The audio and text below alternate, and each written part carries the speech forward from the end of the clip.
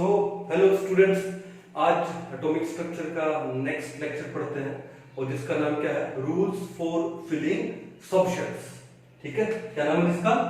Rules for filling subshell. अपनी अपनी notebook ले लीजिए और शुरू हो जाइए। पहले समझिए फिर लिखिएगा। क्या है? Rules for filling subshells. कि एक सबशेल को कैसे फिल करें, इलेक्ट्रॉन कैसे डालें इसमें। देखो, लास्ट टाइम हमने क्वांटम नंबर पढ़ा था, वो एक बात मैं दोबारा से क्लियर कर दूं कि हमारे पास क्या है, एटम है। एटम में क्या होता है?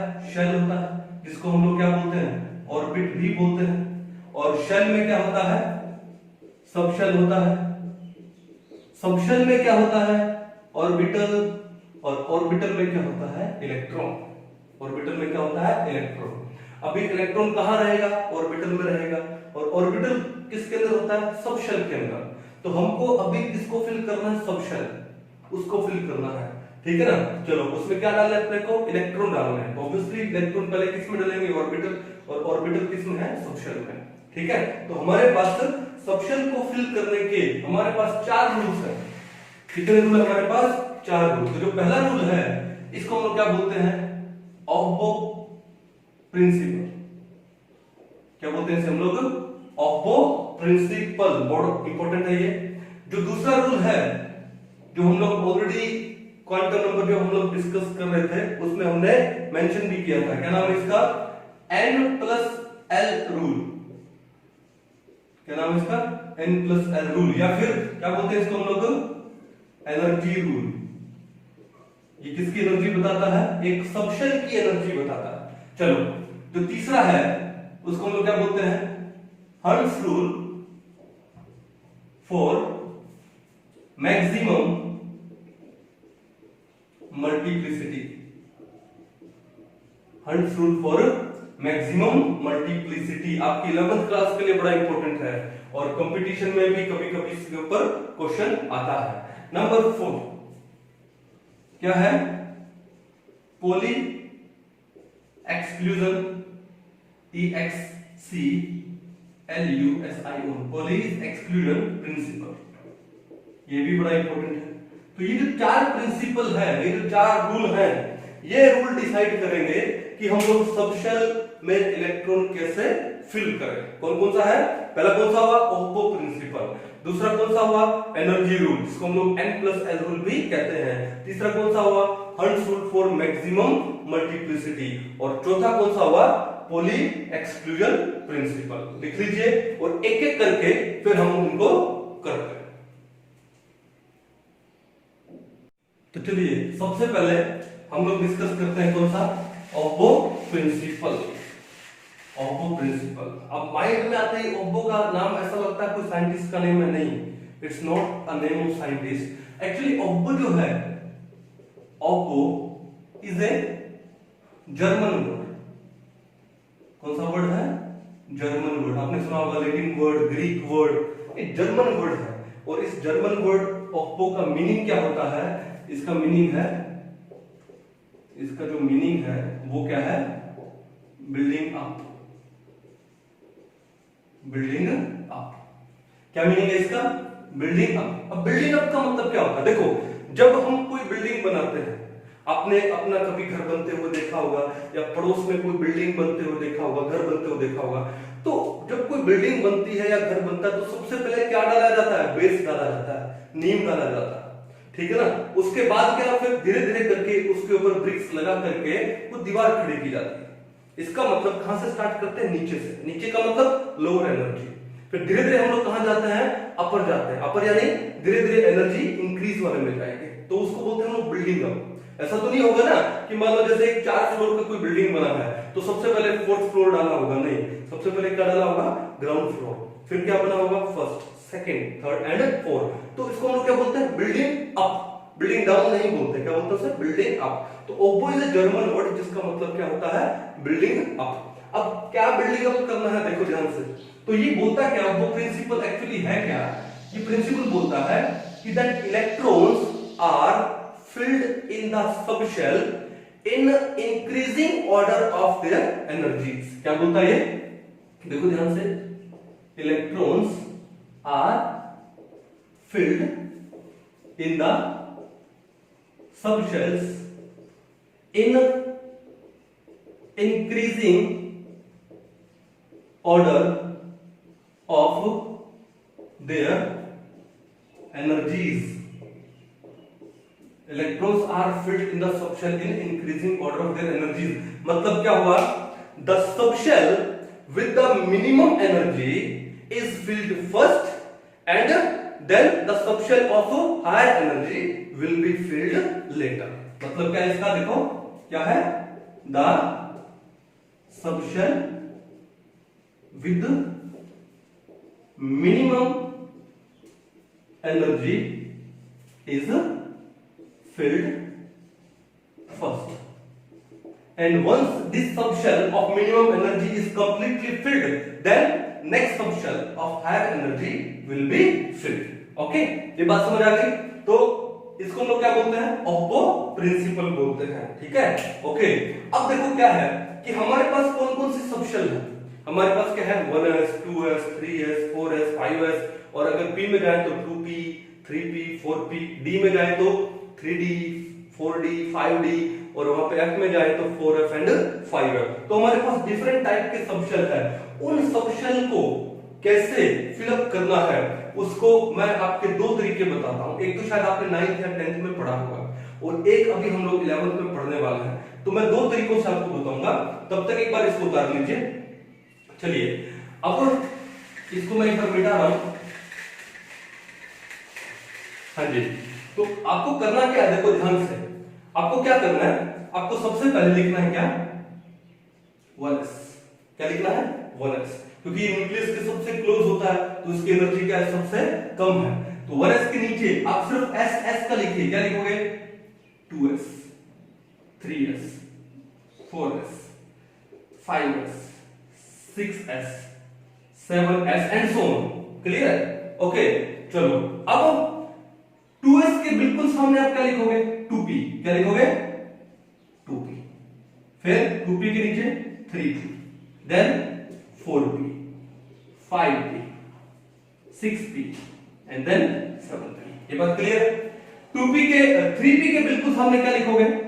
3d, then 4d, then 5d, 6d, 7d। Clear है? और 4d के सामने क्या लिखने वाले हो? 4f। क्या लिखने वाले हो? 5f। Lanthanoid, actinoid. ये बात क्लियर है? तो पहले इसको बिल्कुल इसी पैटर्न में लिखेंगे। लिखने के बाद आपको क्या काम करना है? आपको एक स्टार्टिंग पॉइंट लेना पड़ेगा। जैसे मान लो मैंने यहां से एक स्टार्टिंग पॉइंट लिया, और फिर आप एरो बनाते जाइए, यानी कुछ पैरेलल लाइंस बनाते जाइए, और उन पैरेलल लाइंस में जो जो सबशेल आ जाए उसको लाइन से आप लिखते जाइए। ठीक है? तो देखो क्या किया हम लोगों ने। सबसे पहले हम लोगों ने क्या लिया? 1s ले लिया 1s, और 1s के बाद कौन सा आएगा? पैरेलल लेना है 1s के बिल्कुल। 1s के बाद आने वाला है कौन सा? 2s। अब 2s के बाद कौन सा आएगा? पैरेलल लेना है 2p, 3s। उसके बाद फिर पैरेलल 3p, 4s। फिर कौन सा आएगा? 3d, 4p, 5s। दिख रहा होगा आपको? बिल्कुल पैरेलल लाइंस आ रही है। यहां से स्टार्ट हो रहा है, ये स्टार्टिंग पॉइंट है। ये क्या आपका स्टार्टिंग पॉइंट है, और एरो राइट से लेके लेफ्ट तक लेते जाइए। ठीक है? 5s आ गया। 5s के बाद क्या करोगे? 4d, 5p, और क्या आ गया? 6s, then 4f, 5d, 6p, 7s, then 5f, 6d, 7p, और यहां पर क्या है? ये 8s होगा। क्या होगा यहां पे? 8s होगा, एंड सो ऑन। ये कहानी चलती रहेगी। क्लियर है? ओके, तो फिर पहले स्टार्टिंग पॉइंट यहां से आए, एरो, फिर वापस शुरू हो गए यहां से ये, फिर वापस यहां से शुरू हो गए, वापस शुरू हो गए, और ऐसे ऐसे करके इनको मिलाते चलो।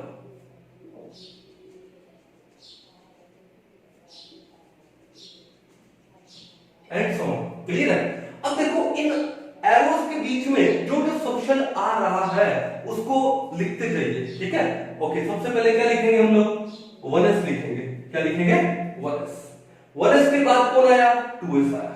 1s के बाद 2s। 2s के बाद कौन आया? 2p and then 3s।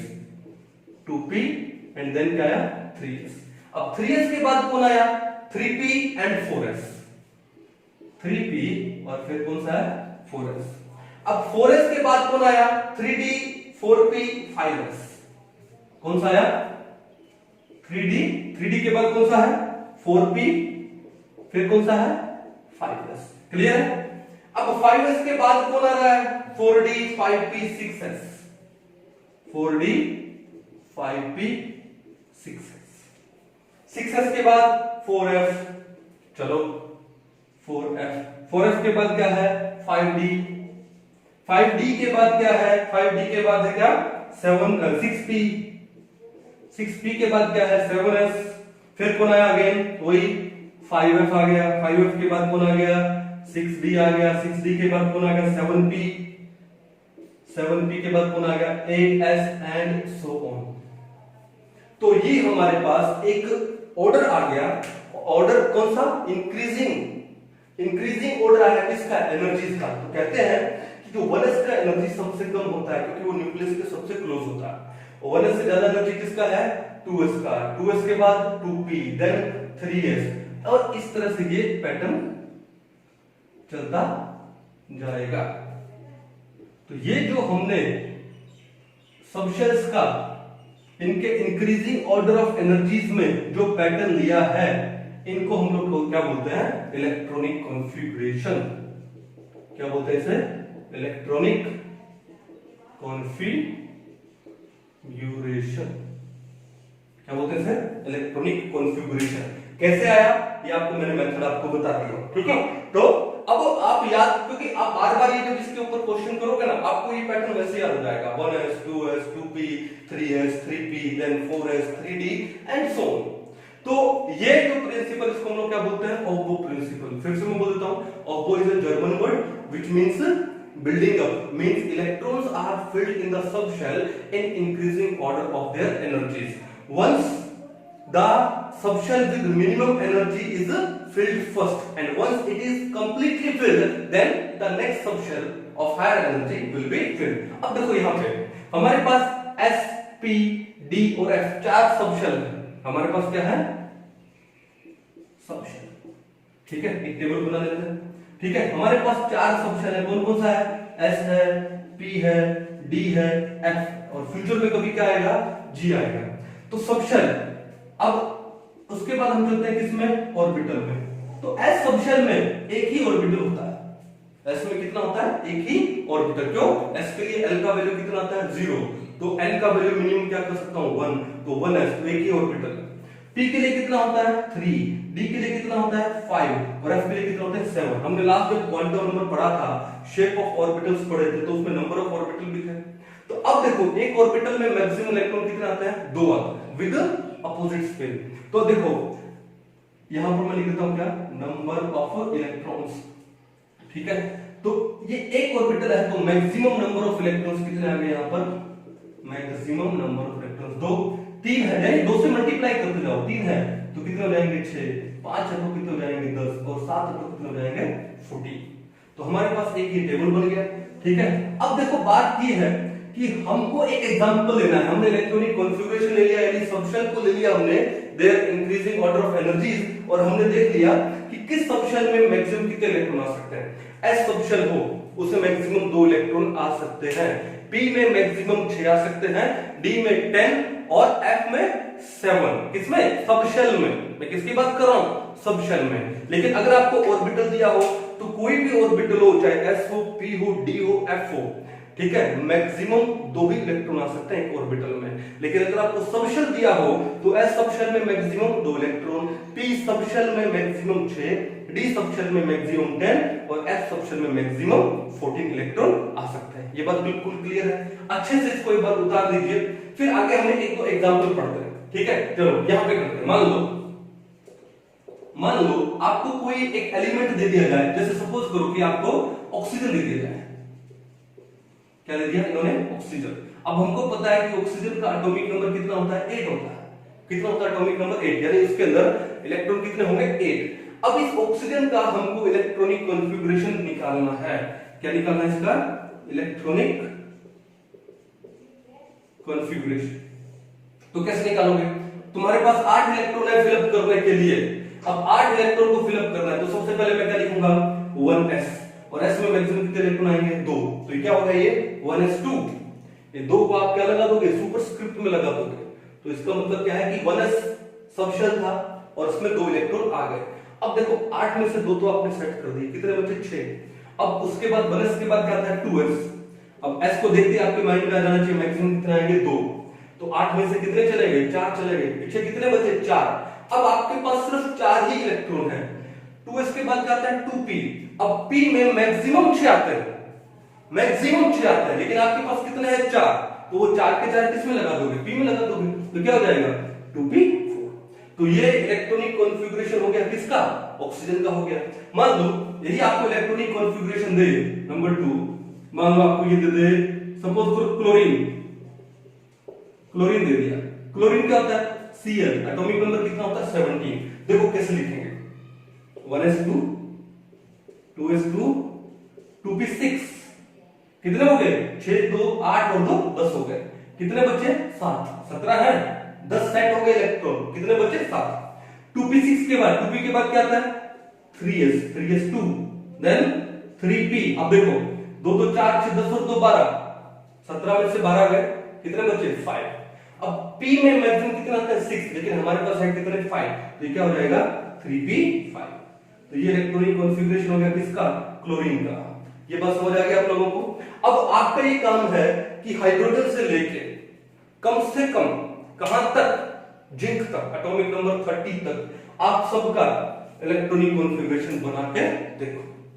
क्या बना के देखो इलेक्ट्रॉनिक कॉन्फ़िगरेशन। तो सबसे पहला तो था ओबो प्रिंसिपल, इसमें था रूल्स ऑफ फिलिंग सबशेल कि हम सबशेल को फिल कैसे करें। एक रूल आपको समझ आ गया होगा, अच्छे से इसको उतार लीजिए, फिर आगे हम लोग चलते हैं नेक्स्ट रूल पे। चलो एक एग्जांपल मैं आपको कराता हूं, एक बात मैं आपको बताना चाह रहा हूं जो हम लोग यहां भी पढ़ सकते हैं और आगे चैप्टर आता है पीरियोडिक क्लासिफिकेशन, वहां भी पढ़ सकते हैं, लेकिन बेटर है यहीं पढ़ लेते हैं।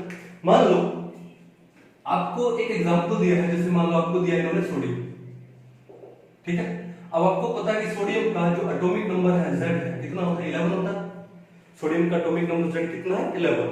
अब इस सोडियम का अगर हमको इलेक्ट्रॉनिक कॉन्फ़िगरेशन बनाना है तो कैसे बनाएंगे, तो सबसे पहले क्या लिखेंगे इलेक्ट्रॉनिक कॉन्फ़िगरेशन में 1s2, उसके बाद 2s2 2p6, कितने हो गए 2 2 4 और 6 10, एक ही बचा, उसके बाद कौन सा आता है 3s1।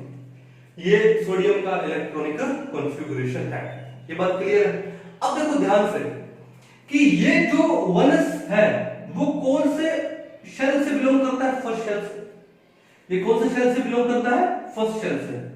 यहां पर n का वैल्यू 2 2, तो ये दोनों मिला के कौन से शेल से बिलोंग करते हैं, सेकंड शेल से।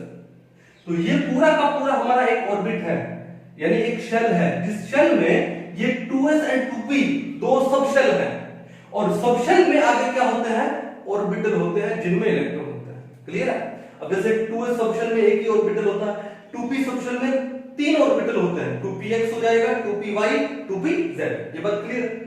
अब यहां पर n का वैल्यू 3 है तो ये हमारा थर्ड शेल से बिलोंग करता है। ये बात क्लियर। अब देखो होता क्या कि आप देखो n का वैल्यू मैक्सिमम कहां है इसके अंदर, ये है 3 है, ठीक है। तो ये थर्ड शेल है, तो इस शेल को हम लिखते हैं क्या n, क्या लिखते हैं n। अब देखो अगर n का वैल्यू 3 है तो यहां पे n का वैल्यू कितना हुआ 2 हुआ, तो इस शेल को मैं क्या लिखूंगा n-1, तो फिर इस शेल को क्या लिख दूंगा फिर n-2। अब ये जो n है, ये जो n है, इस n को हम लोग बोलते क्या है, इस n को हम बोलते हैं क्या वैलेंस शेल। क्या बोलते हैं इसको हम लोग वैलेंस शेल, या फिर इसको क्या बोलते हैं आउटर मोस्ट शेल। क्या बोलते हैं इसको हम लोग आउटर मोस्ट शेल, या फिर हम इसको क्या बोलते हैं अल्टीमेट शेल। क्या बोलते हैं इसको अल्टीमेट, जो है लास्ट में यही है, अल्टीमेट यही है, तो इसे हम लोग बोलेंगे वैलेंस शेल या आउटर मोस्ट शेल या फिर अल्टीमेट शेल। अब देखो इस शेल से पहले जो शेल आता है, इस शेल को हम लोग क्या बोलते हैं? Penultimate shell, penultimate या पेनल्टीमेट शेल। यानी जो n-1 है इसको यहां पर हम क्या बोलेंगे? Penultimate shell. अल्टीमेट शेल यानी वैलेंस शेल से पहले वाले शेल को हम लोग क्या बोलते हैं? पेनल्टीमेट शेल बोलते हैं। और पेनल्टीमेट शेल से पहले वाली, उससे जो पहले आती है यानी प्री, इसको हम लोग बोलते हैं क्या? Pre penultimate shell, pre penultimate shell. ठीक है, तो n को क्या बोलते हैं? वैलेंस शेल यानी अल्टीमेट शेल या आउटरमोस्ट शेल। n से जो पहले वाली शेल है उसको हम लोग क्या बोलते हैं? Penultimate shell. उससे जो पहले वाली शेल उसको हम लोग क्या बोलते हैं? प्री पेनल्टीमेट शेल बोलते हैं। ये बात क्लियर है? फिर एक बात और बोलूं कि अल्टीमेट शेल के अलावा बाकी जितने भी शेल अंदर वाले बचे हुए हैं इसको हम लोग क्या बोलते हैं? इस हम बोलते हैं क्या? कोर। क्या बोलते हैं इसे हम लोग? कोर। या फिर हम इसको क्या बोलते हैं? कर्नल। क्या बोलते हैं इसे हम लोग? कर्नल। अल्टीमेट शेल से पहले जितने भी शेल हैं हमारे पास, इन सब को कलेक्टिवली हम लोग क्या बोलते हैं? कर्नल बोलते हैं। क्या बोलते हैं? कर्नल। या फिर हम इसको क्या बोलते हैं? कोर बोल देते हैं। तो ये बात ध्यान में रखनी जरूरी थी। कल को आपको बोल दे कि कोई एक आपको एलिमेंट दे दिया जाए, फिर बोले कि इसके जो प्री पेनल्टीमेट शेल में इतने इलेक्ट्रॉन थे, तो you should know about the pre penultimate shell. या बोल दे कि इफ प्री पेनल्टीमेट शेल जो दिया है और वो आपको बोल दे कि मान लो फोर्थ शेल है, ठीक है, तो फिर आगे वाला तो आपको पता होना चाहिए कि वैलेंस शेल कौन सा हो जाएगा। वो फोर्थ है तो वैलेंस कौन सा हो जाएगा? 6 हो जाएगा। और पेनल्टीमेट कौन सा हो जाएगा? 5 हो जाएगा। ठीक है, तो ये एक बेसिक सी इंफॉर्मेशन थी, मैंने कहा अभी दे देता हूं। ये जब हम लोग पीरियोडिक क्लासिफिकेशन पढ़ेंगे तब भी आएगा, एक बार इसको उतार लीजिए। चलिए अभी हम लोग आगे चलते हैं दूसरे रूल पे, जिसका नाम क्या है? N+L रूल, या फिर हम इसको क्या बोलते हैं? Energy rule. क्या बोलते हैं इसको? Energy rule. हमने ये क्वांटम नंबर में भी डिस्कस किया था, एक बार दोबारा से डिस्कस करते हैं। ये n+ रूल किसका एनर्जी बताता है? ये हमको बताता है energy of the subshell. किसका बताता है? Energy of the subshell. और अगर हमको एक शेल का एनर्जी बताना है तो वो कौन बताता है? n। Principal quantum number n है। It tells us about the energy of a shell और यू कैन से ऑर्बिट। लेकिन सब शेल का एनर्जी कौन बताता है? N+L रूल बताता है। ठीक है, देखो इस एनर्जी के हिसाब से ये तो पता लग गया कि इलेक्ट्रॉन है वो पहले मिनिमम एनर्जी वाले सब शेल में जाएगा। ठीक है, क्योंकि वो न्यूक्लियस के क्या होता है? क्लोज होता है। अब इस एनर्जी के हिसाब से भी आप सब शेल को उनकी एनर्जी से in increasing order of their energy से आप क्या कर सकते हो? अरेंज कर सकते हो। कैसे अरेंज करें कि सर वही काम करो, वैसे ही आप लिख लो क्या? 1s 2s 3s 4s 5s 6s 7s 8s। ठीक है, 2s के सामने क्या लिख दोगे? 2p 3p 4p 5p 6p 7p 8p। अब 3p के सामने क्या लिख दोगे? 3d, then 4d 5d 6d 7d 8d and so on. और 4d के सामने क्या लिख दोगे? 4f 5f। Lanthanoid actinoid. Clear? अब यहां पर देखो ये जो सबशेल है, कोई भी सबशेल आपको दिया हो वहां पर एक तो n का वैल्यू होगा कि वो कौन से शेल को बिलोंग करता है, और s है वो अपने क्या बताएगा? वो l का वैल्यू बताएगा। तो देखो यहाँ पे जितने भी सबशेल हमने लिखे हैं सबके लिए n+L का वैल्यू निकाल दीजिए। जैसे मान लो 1s है तो n का वैल्यू कितना हुआ? 1 हुआ। और s के लिए l का वैल्यू कितना होता है? 0 होता है। s के लिए l का वैल्यू 0, p के लिए l का वैल्यू 1, d के लिए l का वैल्यू 2, f के लिए l का वैल्यू 3। और कभी फ्यूचर में g सबशेल आएगा उसके लिए l का वैल्यू कितना होगा? 4 होगा। अब देखो n+L करोगे तो कितना आएगा? 1 + 0 यानी 1 आ गया। ये बात क्लियर होगी? समझ आ गया आपको अच्छे से कैसे निकालना है? ठीक है, तो इसका मतलब क्या है कि 1s के लिए n+L का वैल्यू कितना हो जाएगा? 1 हो जाएगा। क्या हो जाएगा? 1। तो यहां पर मैं लिख रहा हूं 1, क्योंकि n प्लस एल का वैल्यू।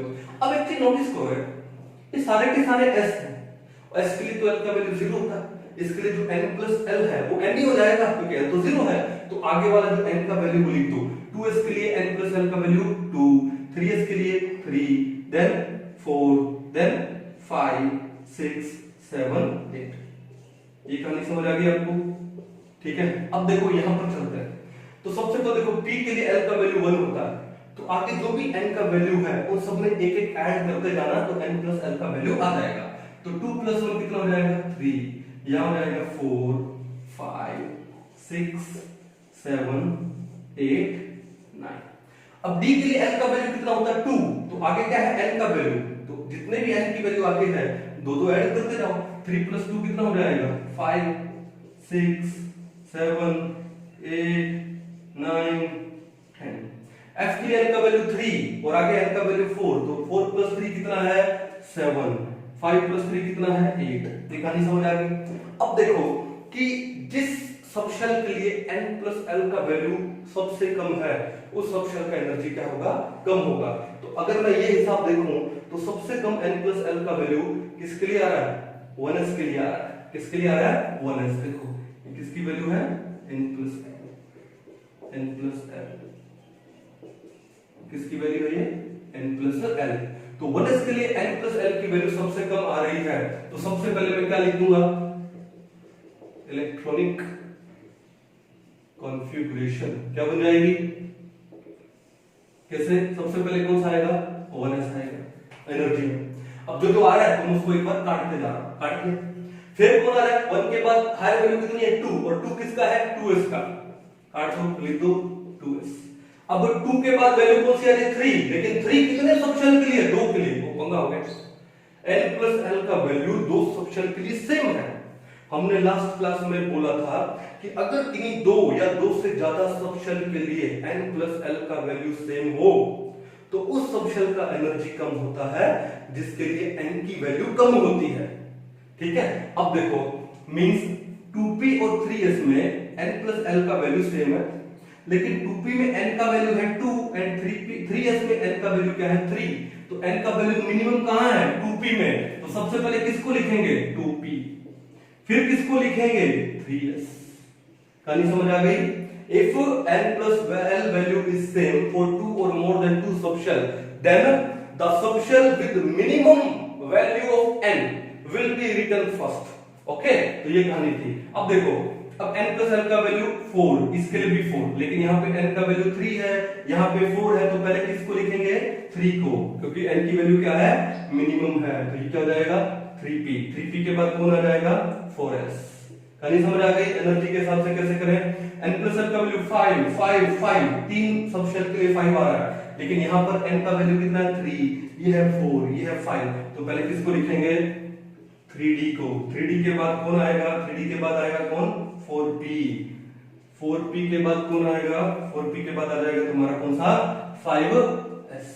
यानी कहने का मतलब आपको दिख रहा है ना, बात तो वही पैरेलल लाइंस वाली ही बन रही है, दूसरे टाइप में हमने बोल दिया इसको, बात तो वही। फिर तो n प्लस l का वैल्यू 6, 6, 6, तो पहले किसको लिखेंगे? 4d, क्यों? n का वैल्यू 4 है, तो पहले आ जाएगा 4d, फिर आएगा कौन सा? 5p, 5p के बाद कौन सा आएगा? 6s। क्लियर है? फिर देखो n प्लस l का वैल्यू 7, 7, 7, 7, लेकिन n का वैल्यू कितना है? 4, 5, 6, 7, तो मिनिमम कौन सा हुआ? 4 हुआ, तो पहले लिखेंगे 4f, 4f के बाद 5d, 5d के बाद 6p, और 6p के बाद कौन आएगा भैया? 7s आएगा। क्लियर?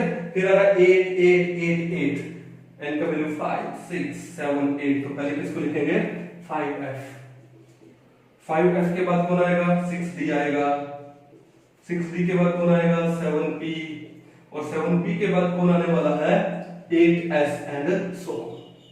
तो ये भी एनर्जी के हिसाब से हमने इसको लिखा है, कौन से रूल से? एनर्जी रूल से। ठीक है, ओके। ये जो एनर्जी रूल है जिसको हम लोग n प्लस l रूल बोलते हैं, ये किसका एनर्जी बताता है? Energy of the subshell का बताता है। तो ऐसे भी आप फिल कर सकते हो सब शेल को, अच्छे से उतार लीजिए, फिर आगे हम लोग नेक्स्ट चलते हैं। हाँ, अब इसके ऊपर देखो, इसके ऊपर इसका मतलब आपको कोई भी दो सब शेल रैंडमली, मैं रैंडमली चलो एक क्वेश्चन देता हूं, मान लो रैंडमली कोई भी दो सब शेल है, एक आपको दिया 4f और एक आपको दिया 6s, तो इलेक्ट्रॉन पहले किस में जाएगा, 4f में जाएगा या 6s में जाएगा? तो आप क्या करोगे, आपने देखा सब शेल है n प्लस l, n कितना है 4, f के लिए l का वैल्यू 3, कितना आ गया 7, n का वैल्यू कितना है 6, s के लिए l का वैल्यू 0, कितना आ गया 6, तो सबसे पहले इलेक्ट्रॉन किस में जाने वाला है, 6s में जाने वाला है। इसका मतलब 6s का एनर्जी 4f से क्या है, कम है। 6s पहले आएगा, 4f बाद में आएगा। ढूंढे, देखो 6s पहले आ रहा है, 4f किस में आ रहा है, बाद में आ रहा है। तो पहले इलेक्ट्रॉन जाएगा मिनिमम एनर्जी वाले सब शेल में, यानी यहाँ पे 6s में, बाद में किस में जाएगा, 4f में। इस टाइप के आपसे क्वेश्चन पूछे, आपको दो या दो से ज्यादा टाइप के रैंडमली सब शेल दे दे, फिर पूछे कि इलेक्ट्रॉन पहले किस में जाएगा, या फिर किस सब शेल का एनर्जी मिनिमम है, या फिर arrange the following subshell in decreasing order of their energies, तो आप क्या करोगे, n प्लस l वैल्यू निकालो, तो जिसका n प्लस l का वैल्यू कम है उसको पहले लिखो, जिसका ज्यादा उसको बाद में लिखो। क्लियर है बात, कोई दिक्कत नहीं है। तो ये था आपका n प्लस l रूल या फिर एनर्जी रूल। चलिए अब आगे हम लोग थर्ड इंपॉर्टेंट रूल पढ़ने जा रहे हैं, जिसका नाम क्या है, hunts rule for maximum multiplicity. Class 11 के लिए बड़ा इंपॉर्टेंट है, एग्जाम में मोस्ट ऑफ द टाइम देता है। क्या है third rule, hunts rule for maximum multiplicity.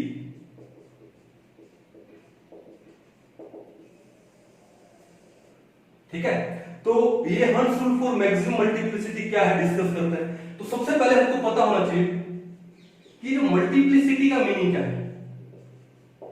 Multiplicity होता है many of same type, many of same type या सेम काइंड।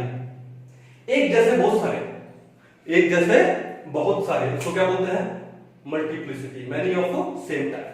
तो हंट एक साइंटिस्ट थे हंट, तो उन्होंने क्या बोला, that electrons are distributed among orbitals of subshell in such a way so as to give maximum number of unpaired electrons with parallel spin.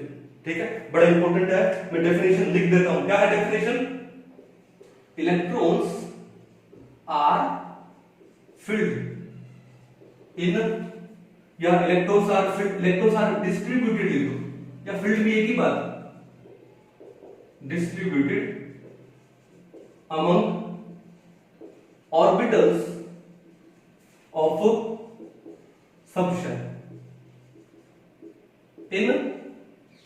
in such a way, in such a way so as to give, so as to give maximum number of क्या, unpaired electrons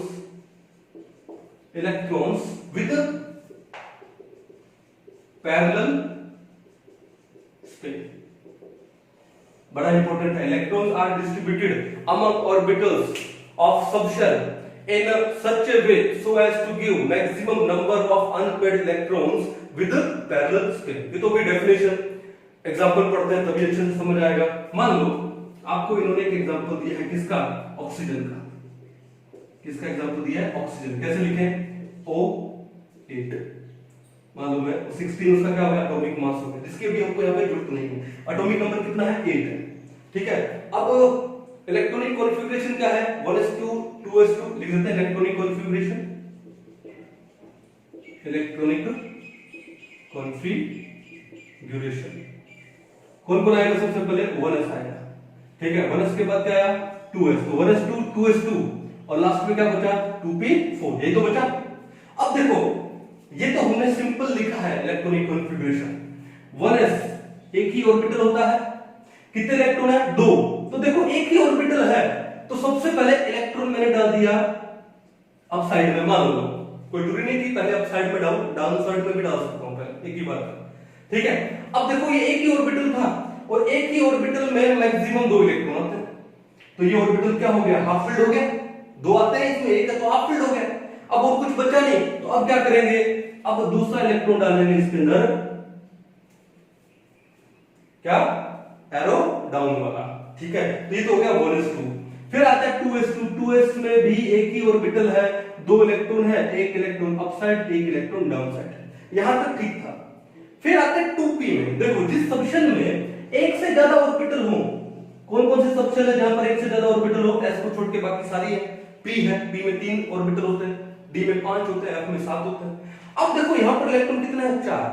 तो अब यहां पर दो तरीके fill करने के, या तो आप डायरेक्ट इसको ऐसे लिख दोगे 1 2 3 4, ये लिखना, ये रॉन्ग है, ये गलत है, ये क्या हो जाएगा, ये गलत हो जाएगा। तो आपको क्या लिखना पड़ेगा यहाँ पे, आप इसको क्या करोगे, हंड्रेड क्या बोलता है, electrons are filled in the orbitals. ये 1 2 3 क्या है, ऑर्बिटल है, और ये पूरा का पूरा क्या है, सबशेल है। Electrons are filled in the orbitals of subshell in such a way so as to give maximum number of unpaired electrons in parallel space। तो सबसे पहले आपको क्या करना है, एक इलेक्ट्रॉन इसमें, एक इसमें, एक इसमें, तीनों के अंदर एक एक डाल दिया, पैरेलल स्पिन से डाला, ठीक है ना, और अनपेड डाला, ठीक है। अब जब ये फुल हो गए, अब और कोई ऑप्शन बचा नहीं, तो अब जो कितने इलेक्ट्रॉन बचे, 1 2 3 हो गए, 4 इलेक्ट्रॉन से 3 फुल हो गए, कितना बचा, 1 बचा। अब चौथा इलेक्ट्रॉन डालोगे उस पहले वाले में, क्या डालोगे, पहले वाले में। अब ये फुलफिल हो गया। तो ये सही तरीका है इलेक्ट्रॉनिक कॉन्फ़िगरेशन को लिखने का, इलेक्ट्रॉन्स को ऑर्बिटल्स में डिस्ट्रीब्यूट करने का, ठीक है। एक तो जैसे मान लो ये एग्जांपल ले लिया हमने किसका, ऑक्सीजन का। चलो एक एग्जांपल और उठा लेते हैं हम लोग, ठीक है। एक एग्जांपल हम लोग उठा लेते हैं, जैसे मान लो आपके पास हो जाए आयरन हो जाए Fe कितना होता है, 26 होता है, कितना होता है, 26। तो सबसे पहले तो आप क्या करोगे, मेरे को सबसे पहले इसको मिटाना पड़ेगा, मिटा देता हूं, पोज करके आप उतार लिया कीजिए, ठीक है। चलो एग्जांपल नंबर 2 हमने क्या ले लिया, आयरन। आयरन का एटॉमिक नंबर कितना है, 26। तो सबसे पहले इलेक्ट्रॉनिक कॉन्फ़िगरेशन क्या होगा इसका, 1s2 2s2 2p6 3s2 3p6, फिर क्या आता है 4s2 3d कितना हो जाता है 5, 3d 5 होता है, 3d 6 होता है, 3d 6 होता है।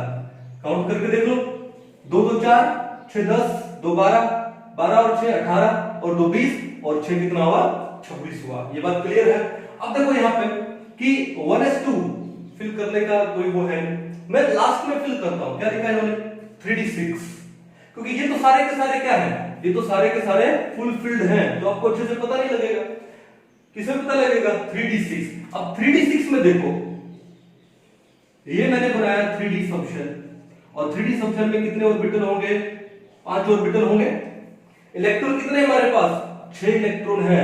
तो इलेक्ट्रॉन हंट रूल क्या बोलता है कि पहले इलेक्ट्रॉन एक एक करके जाएंगे विद पैरेलल स्पिन, चले गए। कब तक जाएंगे, जब तक सारे के सारे ऑर्बिटल हैं वो हाफ फिल्ड ना हो जाए। अब देखो 5 ऑर्बिटल थे, पांचों के पांचों हाफ फिल्ड हो गए, क्यों, क्योंकि एक ऑर्बिटल में मैक्सिमम 2 ही इलेक्ट्रॉन आते हैं, और यहाँ पे हमने एक डाल दिया तो हाफ हो गया। अब जब सारे के सारे हाफ फिल्ड हो गए विद पैरेलल स्पिन, ऐसा नहीं कि बीच में आपने किसी एक इलेक्ट्रॉन को उठा के ये कर दिया ना, ये गलत हो जाएगा। क्या होगा, विद पैरेलल स्पिन। अब उसके बाद कितने इलेक्ट्रॉन बचे, 6 में से 5 फिल हो गए, कितना बचा, 1 इलेक्ट्रॉन बचा। तो वो इलेक्ट्रॉन वापस पहले में ले आओ विद अपोजिट स्पिन, ठीक है। तो ये सही तरीका है किसको, ऑर्बिटल्स को फिल करने का। क्लियर है, ऑर्बिटल्स में इलेक्ट्रॉन को फिल करने का। तो इसको हम लोग क्या बोलते हैं, hertz rule for maximum multiplicity. जब तक ये इलेक्ट्रॉन नहीं डाला था तो पहले 5 इलेक्ट्रॉन डाले थे। मल्टीप्लिसिटी का मतलब क्या होता है, मेनी ऑफ सेम टाइप। देखा, सारे सेम काइंड के दिखाई दे रहे, क्लियर है, many of same kind, clear है। फिर लास्ट वाला इलेक्ट्रॉन डालना था यहाँ पे। मान लो इसी तरह आपको कोई एक एग्जांपल दिया होता जहां पे होता 4f8 होता, क्या होता 4f8। तो आप क्या काम करते हैं, 4f में कितने ऑर्बिटल्स होते हैं, 1 2 3 4 5 6 7। तो ये 4f सबशेल है, और हमारे पास इलेक्ट्रॉन कितने हैं, 8 हैं। तो सबसे पहले इलेक्ट्रॉन कैसे जाएंगे, एक एक करके जाएंगे। कौन सा रूल, हर्ट्ज रूल। तो कैसे जाओगे, 1 2 3 4 5 6 7। देखा, सारे के सारे एक जैसे दिखाई दे रहे हैं, सेम टाइप के दिखाई दे रहे हैं, many of same kind, many of same type, यानी मल्टीप्लिसिटी। लेकिन अब हमारे पास सारे के सारे क्या हो गए, ऑर्बिटल हाफ फिल्ड हो गए, कोई ऑप्शन नहीं बचा, एक इलेक्ट्रॉन बचा है 4s8 7 फिल हो गए। अब लास्ट इलेक्ट्रॉन कहां डाल दोगे, पहले में विद अपोजिट स्पिन। ये बात क्लियर है? तो इस रूल को हम लोग क्या बोलते हैं, hertz rule for maximum multiplicity. Okay, चलिए अभी अब आगे हम लोग पढ़ने वाले हैं कौन सा, फोर्थ रूल। और फोर्थ रूल कौन सा है, ये है poly exclusion principle. Poly exclusion principle, ये भी बड़ा मस्त है। क्या बोलता है ये प्रिंसिपल बोलता है that no two electrons in an atom can have the same set of all the 4 quantum numbers.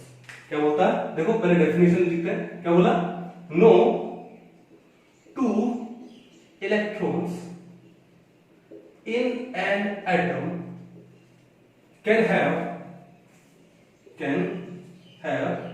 The same set of all the 4 quantum numbers। एक एटम में कोई भी रैंडमली 2 इलेक्ट्रॉन उठा लो, उन दोनों इलेक्ट्रॉन्स के लिए जो चारों क्वांटम नंबर का सेट है वो सेम नहीं हो सकता। फॉर एग्जांपल, मान लो आप ट्विंस हो, आप क्या हो, ट्विंस हो, या आपके घर में कोई ट्विंस हैं, मान लो। अब क्या हो सकता है, हम लोग सिमिलरिटी देखना चाहते हैं कि कितना सिमिलरिटी हो सकती है। जो ट्विंस हुए, मान लो दोनों लड़के हुए, दोनों की शक्ल से, दोनों का जो फिजिकल अपीयरेंस है सेम, क्लियर है, दोनों बड़े हुए, ओके। अब दोनों एक ही घर में रह रहे हैं, मम्मी पापा सेम, घर भी सेम। अब दोनों आ गए क्लास 11 में, अब दोनों एक ही क्लास में, एक ही स्कूल में, एक ही सेक्शन में, और दोनों ने ले लिया क्या, मेडिकल। दोनों ने क्या ले लिया, मेडिकल। कितनी सिमिलरिटी होती जा रही है। अब मेडिकल तो ले लिया, फिर क्या हुआ कि अब दोनों के जो रोल नंबर है वो तो सेम नहीं हो सकते, ठीक है ना। वहां कहीं ना कहीं तो क्या आएगी, कोई डिसिमिलरिटी आएगी, कोई ना कोई चीज तो क्या होगी, एक्सक्लूड होगी। क्या होगी, एक्सक्लूड होगी। तो वही कहानी पॉली ने बोला है that no two electrons in an atom can have the same set of all the 4 quantum numbers। अगर मान लो for a particular second, मान लो कि हम लोग मान ले कि ऐसा क्यों नहीं हो सकता कि 2 इलेक्ट्रॉन के लिए सारे के सारे क्वांटम नंबर सेम हो जाए, तो क्या होगा, अगर हो जाए सेम तो क्या होगा, उसके बाद जो इलेक्ट्रॉन का जो आइडेंटिफिकेशन है वो खत्म हो जाएगी। आप किसी पर्टिकुलर इलेक्ट्रॉन को आइडेंटिफाई कैसे करोगे, सही है ना। तो इसलिए एक एटम में किन्हीं 2 इलेक्ट्रॉन्स का, कोई भी 2 इलेक्ट्रॉन्स का जो के लिए सारे के सारे जो क्वांटम नंबर्स है उनकी वैल्यू सेम नहीं हो सकती। तो क्या बोला पॉली ने, no 2 electrons in an atom can have the same set of all the 4 quantum numbers. Okay, चलो जैसे मान लो फॉर एग्जांपल हमने उठा लिया मैग्नीशियम, एटॉमिक नंबर कितना है, 12 है। पहले इसका इलेक्ट्रॉनिक कॉन्फ़िगरेशन लिखते हैं, ठीक है। या फिर मैं एक काम करता हूं, मैग्नीशियम का मैं एक तो ले लेता हूं 6th इलेक्ट्रॉन और एक मैं लेता हूं 9th इलेक्ट्रॉन। अब ये दोनों इलेक्ट्रॉन के लिए मैं क्वांटम नंबर देखना चाहता हूं, क्या होगा। तो वो देखने के लिए सबसे पहले मैं कॉन्फ़िगरेशन लिखता हूं, क्या आएगा देखो, 1s2 then 2s2 2p6 3s2। ये बात क्लियर। 6th इलेक्ट्रॉन कहां है, देखो 2 2 4 4 और 6 10, यानी 6 इलेक्ट्रॉन आएगा इसके अंदर। चलो अब ये 2p की हम लोग कॉन्फ़िगरेशन लिखते हैं, कैसे, ये 2p सबसेट हो गए, कितने इलेक्ट्रॉन है, 6 है, तो कैसे लिखेंगे, 1 2 3 4 5 6। ये बात क्लियर। लेकिन मैग्नीशियम का 6th इलेक्ट्रॉन कौन सा हुआ, 2 तो ये हो गए, 2 2 4 फिर 5 6। तो एक काम करो, इसको हटा दो, मैं सिर्फ 6 लिखने वाला हूं। क्या लिखा, 2 2 4 फिर 2p में आएंगे तो 5 और ये 6 वाला हो गया, मैंने बोल्ड कर दिया थोड़ा सा, ये क्लियर। एक तो इलेक्ट्रॉन हो गया, ठीक है। अब 6 के बाद कौन आएगा, 7 8 9 10, क्लियर। 6 के बाद 7 8 और ये कौन सा हो गया, यही 9 हो गया। क्या हो गया, 9। देखो रैंडमली मैंने लिया था 6 और 9, अब वो 6 इलेक्ट्रॉन भी इसी ऑर्बिटल में, 9th भी इसी ऑर्बिटल में, अब देखो क्या होगा कि पहला ये मिडिल वाला हमने क्या मान लिया, ये हमने मान लिया 2pz, क्या मान लिया 2pz। अब देखो 2pz में ही ये दोनों इलेक्ट्रॉन है, पहले वाला 6 था, दूसरे वाला कौन सा 9 है। तो 6 इलेक्ट्रॉन के लिए n का वैल्यू कितना हुआ 2 हुआ, 9th के लिए भी n का वैल्यू कितना हुआ 2 हुआ, एक क्वांटम नंबर तो सेम है, प्रिंसिपल क्वांटम नंबर। अब 6 के लिए l का वैल्यू देखो, p के लिए l का वैल्यू कितना होता है 1 होता है, तो ये भी p से है तो l का वैल्यू कितना है 1 है। फिर m का वैल्यू, अब देखो अगर l का वैल्यू 1 है तो m के वैल्यू कितने होते हैं -1 0 1, तो पहला ऑर्बिटल के लिए -1, दूसरे के लिए 0, तीसरे के लिए क्या हो गया 1 हो गया, तो m का वैल्यू यहाँ पे कितना हो गया 0, और यहाँ पर भी m का वैल्यू उसी ऑर्बिटल में ये भी क्या होगा 0, मींस तीन क्वांटम नंबर्स की वैल्यू हमारे पास सेम आ गई। अब चौथा कौन सा होता है स्पिन। अब देखो maximum 3 quantum numbers can be same, maximum. अब यहां तो कोई लकीली 3 सेम आ गए, हो सकता है 2 सेम आ सके, हो सकता है एक ही सेम आए, तो maximum 3 quantum number can be same, लेकिन जो लास्ट क्वांटम नंबर होगा वो सेम कभी नहीं होगा। कैसे कि अब देखो कि ये 6 इलेक्ट्रॉन के लिए अगर आप स्पिन क्लॉकवाइज दिखाते हो अगर, तो दूसरा वाला क्या हो जाएगा ऑटोमेटिकली एंटी क्लॉकवाइज हो जाएगा, और अगर ये एंटी क्लॉकवाइज दिखाओगे तो दूसरा वाला क्या हो जाएगा क्लॉकवाइज हो जाएगा। इसका मतलब कि ये जो 4th क्वांटम नंबर है वो क्या आ गया, वो डिफरेंट आ गया। तो एक लाइन ये भी बनती है कि maximum 3 quantum numbers can be same but the last one 4th quantum number वो हमेशा क्या होगा डिफरेंट होगा। अब वो 4th कोई जरूरी नहीं है कि वो स्पिन वाला ही डिफरेंट होगा, 4th हो सकता है m भी डिफरेंट हो। जैसे मान लो एक एग्जांपल और ले लेते हैं, यही क्वेश्चन खा लेते हैं कि एक तो 6 इलेक्ट्रॉन ले लेते हैं और एक क्या ले लेते हैं हम लोग 11 इलेक्ट्रॉन ले लेते हैं। जैसे मैंने एक ले लिया 11th इलेक्ट्रॉन, एक में 6 को मान लेता हूं और एक में 11 को मान लेता हूं। अब 11 कहां आएगा, 2 तो 4 और 6 10, 10 और 2 12, 11 आएगा 3s में। अब 3s में 11th मान लो, ये रहा बोल्ड कर दिया मैंने, और ये रहा 12th। क्लियर। अब देखो यहां पे 6 के लिए n का वैल्यू कितना है 2 है, लेकिन 11 के लिए n का वैल्यू कितना हो गया 3। देखो यहीं पर ही डिफरेंस आ गया, ऐसा भी हो सकता है। अब 6 के लिए l का वैल्यू 1 है, लेकिन यहां पर 3s s के लिए l का वैल्यू कितना होता है 0, अब ये भी डिफरेंट आ गया। फिर m का वैल्यू यहां पर 0 है, m का वैल्यू यहां 0 है, और s के लिए भी m का वैल्यू कितना होता है 0, ये तो सेम आ गया। और स्पिन s, अगर मैं इसको +½ दूं तो फिर इसको भी मैं क्या दे दूं +½ दे दूं, तो स्पिन भी यहां पर क्या आ गया सेम आ गया। तो इसका मतलब क्या है कि कोई जरूरी नहीं है कि 3 सेम होंगे ही होंगे, नहीं 2 भी सेम हो सकता है, 1 भी सेम हो सकता है, लेकिन मैक्सिमम अगर सेम होते हैं तो 3 ही होंगे, चौथा हमेशा क्या होगा डिफरेंट होगा, चाहे वो कोई भी क्वांटम नंबर क्यों ना हो। वो प्रिंसिपल क्वांटम नंबर भी हो सकता है, वो एजीमुथल भी हो सकता है, वो आपका मैग्नेटिक क्वांटम नंबर भी हो सकता है, और स्पिन क्वांटम नंबर भी हो सकता है। तो पोली ने क्या बोला, no 2 electrons in an atom can have the same set of all the 4 quantum numbers. कहानी समझ आ गई। अब एक डेफिनेशन और भी हो सकती है इसकी, ये क्या बोलता है कि एक ऑर्बिटल में हमेशा 2 सर यहां पे हमने जब 6 और 9 इलेक्ट्रॉन की बात कर रहे थे तो हमारा आया था स्पिन के अंदर चेंज आया था कि अगर एक इलेक्ट्रॉन का इस ऑर्बिटल में स्पिन क्लॉकवाइज है तो दूसरे का क्या होगा एंटी क्लॉकवाइज होगा, दूसरा कभी भी क्लॉकवाइज नहीं हो पाएगा। तो इसका मतलब एक चीज पता लगी कि एक ऑर्बिटल में मैक्सिमम 2 इलेक्ट्रॉन होते हैं, ठीक है, बट विद अपोजिट स्पिन। तो पोली एक्सक्लूजन प्रिंसिपल का वन ऑफ द डेफिनेशंस ये भी हो सकता है कि an orbital can accommodate maximum 2 electrons with opposite spin। ये भी इसकी एक पर्टिकुलर डेफिनेशन हो सकती है। An orbital can accommodate a maximum of 2 electrons with opposite spin। अब देखो नीट 2016 आई थिंक, नीट 2016 में एक क्वेश्चन था, ठीक है, अब मेरे को एग्जैक्टली तो याद नहीं है लेकिन मैं आपको बताता हूं किस टाइप का क्वेश्चन था। कई बार इस ऑर्बिटल में जो इलेक्ट्रॉन होते हैं आपको इससे क्या कंफ्यूज किया जाता है। क्वेश्चन ये आया था कि how many electrons can be present in an orbital, देखो क्या था क्वेश्चन, देखो क्वेश्चन क्या हो सकता है, how many electrons can be present in an orbital having n equal to 3 l equal to 2।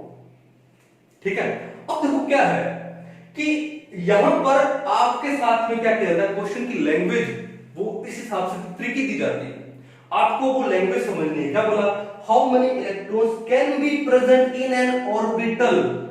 अरे ये क्वेश्चन तो यही खत्म हो गया, आगे जाने की जरूरत नहीं है। अरे एक ऑर्बिटल में मैक्सिमम कितने प्रेजेंट हो सकते हैं इलेक्ट्रॉन, 2। इसका आंसर क्या था, 2 इलेक्ट्रॉन्स। अब इन्होंने ट्रिकी क्या किया, इन्होंने आगे ये वैल्यू देखकर ट्रिकी किया। कैसे किया, बच्चा क्या सोचता है, बच्चा इसको पढ़ेगा ऑर्बिटल को, आगे देखता है n का वैल्यू 3, ओके l का वैल्यू 2 किसके लिए होता है, d के लिए होता है, इसका मतलब 3d दिया है और d में मैक्सिमम कितने इलेक्ट्रॉन होते हैं, 10। सबसे पहले ऑप्शन दिया होगा क्या, 10 इलेक्ट्रॉन्स।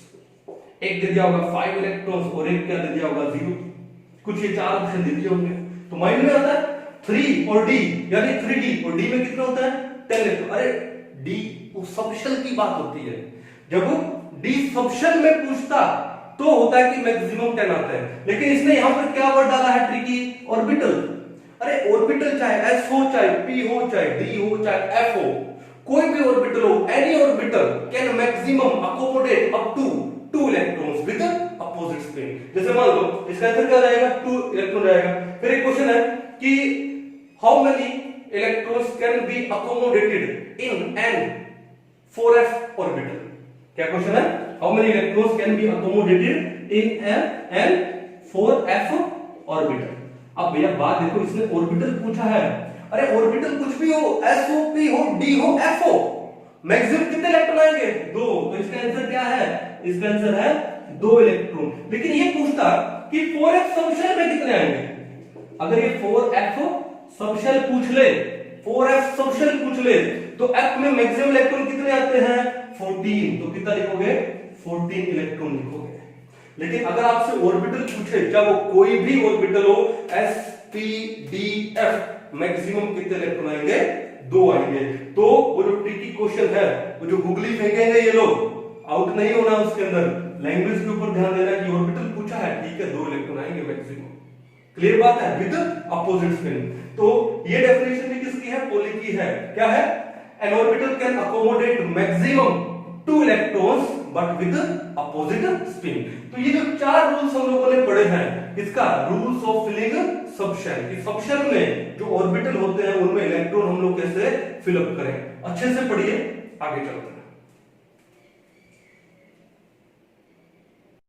चलिए अभी हम आगे नेक्स्ट एक इंटरेस्टिंग टॉपिक डिस्कस करते हैं। कौन सा, हम लोग करते हैं एक्सेप्शन ऑफ ऑप्पो प्रिंसिपल।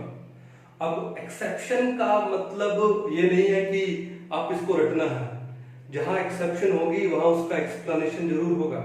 तो हम लोग पढ़ते हैं ऑप्पो प्रिंसिपल के अंदर कुछ एक एक्सेप्शन है और हम उसका एक्सप्लेनेशन भी देंगे। क्या है ये, exception in Oppo principal.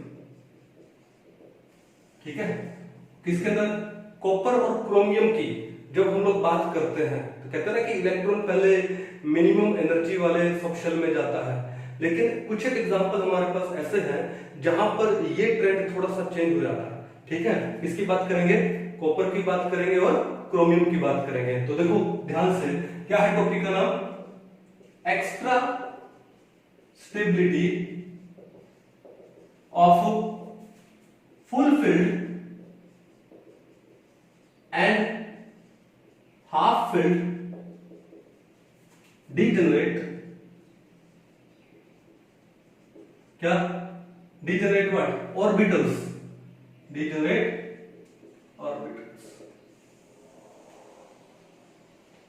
Orbitals of a subshell.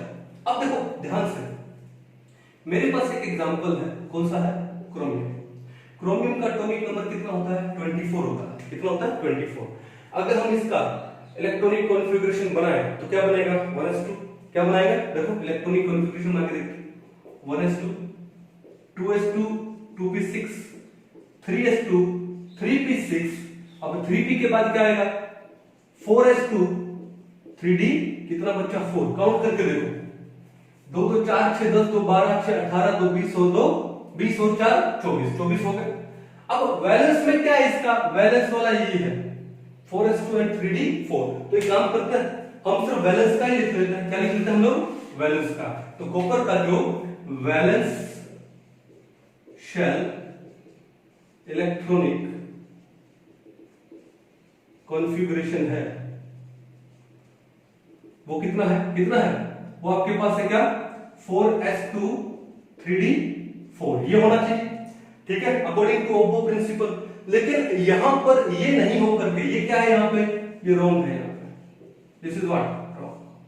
यहां पर ये क्या हो जाता है, ये होता है 4s1 3d 5, ये राइट है।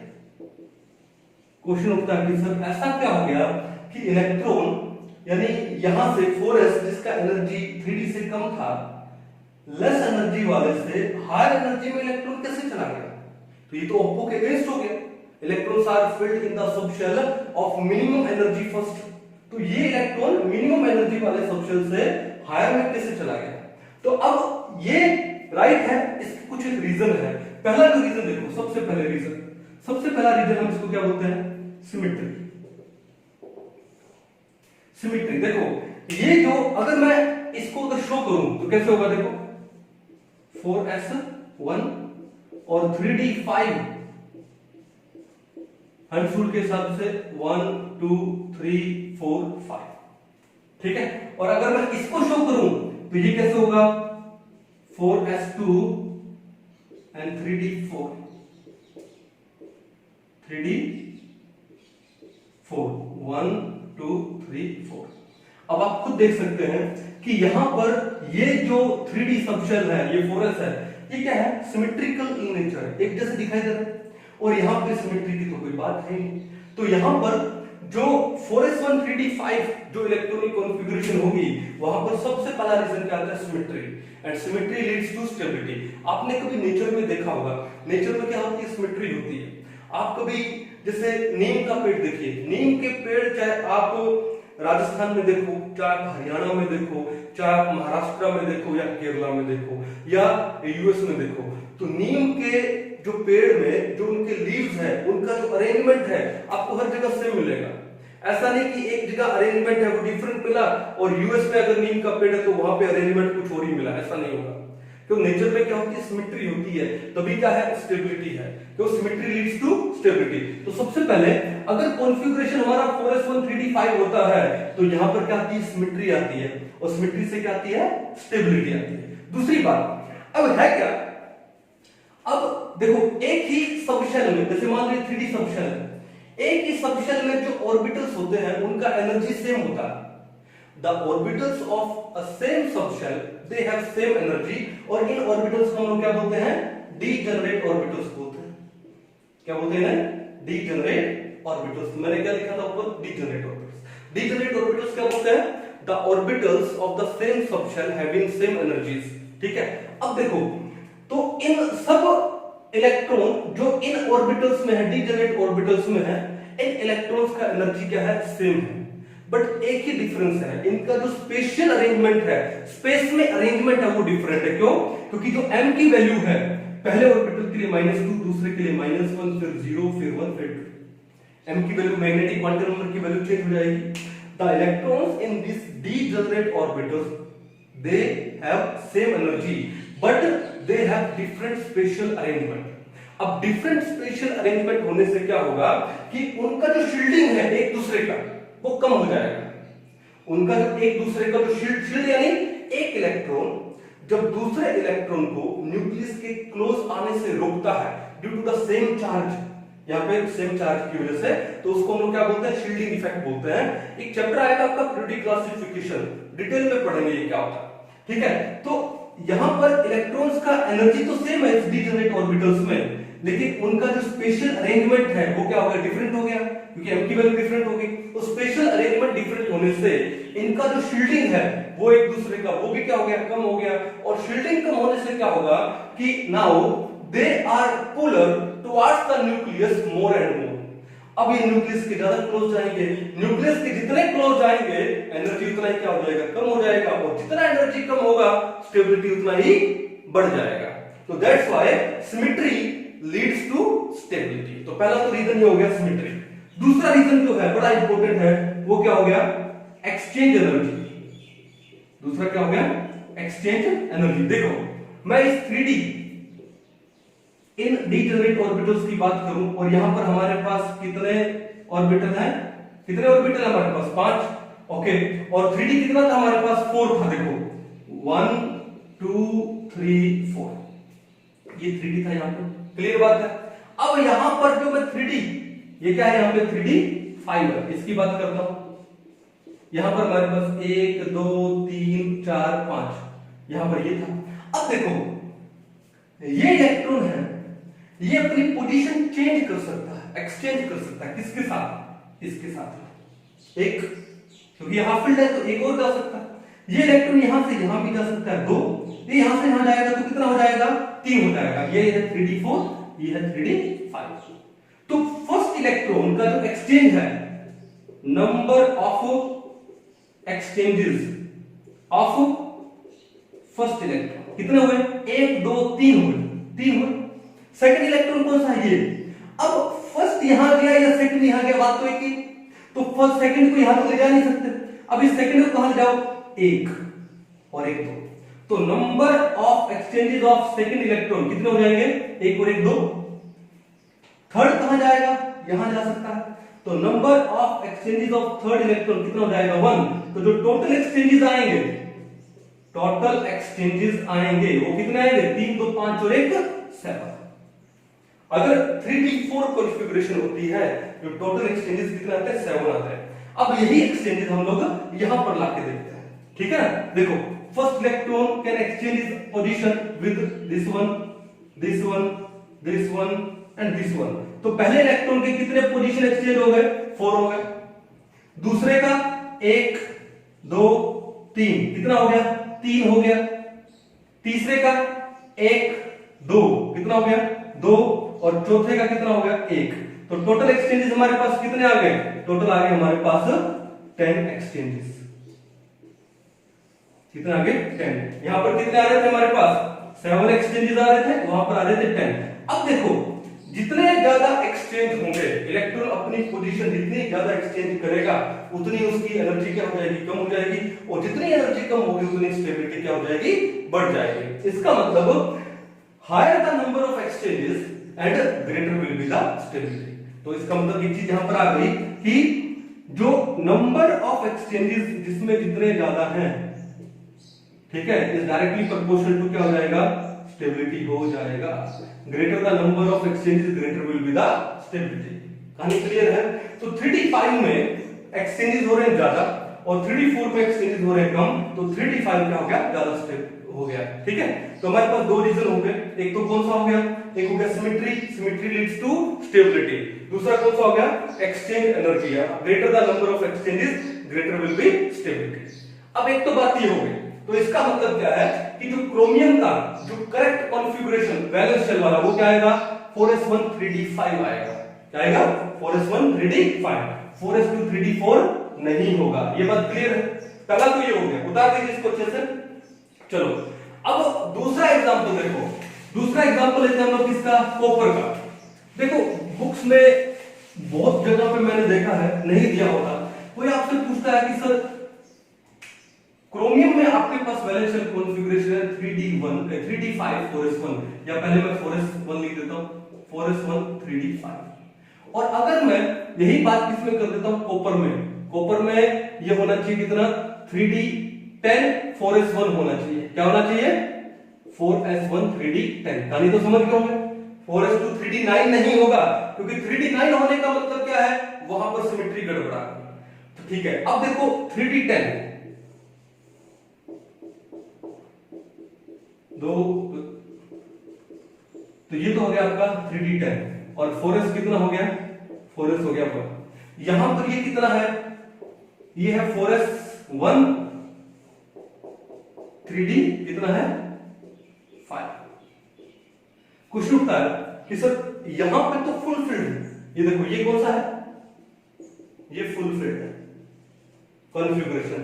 ये कौन सी कॉन्फ़िगरेशन है, ये हाफ फिल्ड है, ठीक है। अब देखो ये भी हाफ फिल्ड है, ये भी हाफ फिल्ड है, और ये भी क्या है, हाफ फिल्ड है। तो एक काम करो, जो दोनों हाफ फिल्ड है तो इन दोनों को तो छोड़ दो, दोनों सेम है। अब कहानी आ जाती है, ये हाफ फिल्ड है और ये फुल फिल्ड है, तो दोनों में ज्यादा स्टेबल कौन सा होगा। तो भैया पहले तो बात माइंड में फिट कर लो कि जो फुल फिल्ड कॉन्फ़िगरेशन होती है it is the most stable, full field configuration is the most stable. इसका मतलब कॉपर में जहां पर ये फुल फिल्ड कॉन्फ़िगरेशन है ये ज्यादा स्टेबल होगी।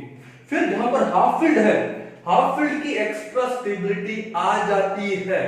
क्यों आ जाती है एक्स्ट्रा स्टेबिलिटी, क्यों, अभी रीजन बोला मैंने कि ऐसा क्या होगा, इन इलेक्ट्रॉन्स है, इनकी एनर्जी तो सेम है इन ऑर्बिटल्स में, लेकिन इनका स्पेशल अरेंजमेंट क्या है, डिफरेंट है। स्पेशल अरेंजमेंट डिफरेंट होने से इनका जो क्या होगा, शील्डिंग होगा, वो क्या हो जाएगा, पुअर हो जाएगा।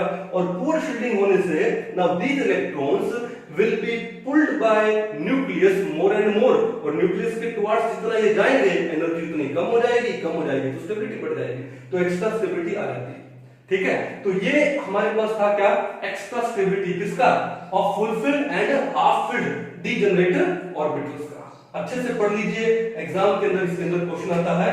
कॉपर का 4s2 3d9 नहीं होता, क्या होता है, 4s1 3d10 होता है। क्रोमियम का 4s2 3d4 नहीं होता, क्या होता है, 4s1 3d5 होता है। तो आज के लिए इतना ही। नेक्स्ट टॉपिक में हम लोग पढ़ेंगे क्या, श्रोडिंगर वेव इक्वेशन, यानी वेव मैकेनिकल मॉडल का तीसरा मॉडल, बड़ा इंपॉर्टेंट है जेई मेंस के लिए, एडवांस के लिए, नीट के लिए। तो आज एक बार आप इतना कीजिए, अच्छे से कीजिए, ठीक है। Thank you so much.